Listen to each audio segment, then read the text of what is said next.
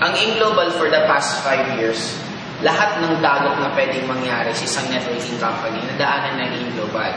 Una, apat ang may-ari ng AIM. Umalis yung isa. Nung umalis yung isa, maraming nag-predict na magsasara ng AIM. Nawala, lalong lumakas.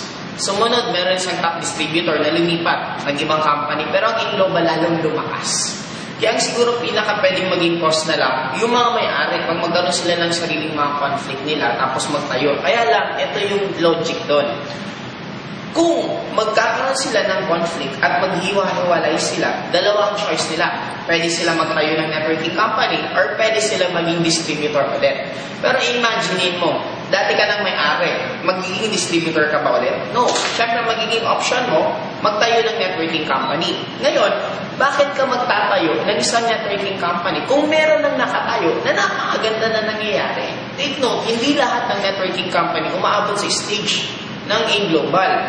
Pansinin mo, ilan ang nagre-retain na networking company sa utak mo? Kukunti lang. Pero alam mo ba ang networking company sa Philippines, more than 300 to 500 networking companies? Kaya lang bakit kukunti? Kasi konti nga lang umaabot sa level ng inabot ngayon ng Global.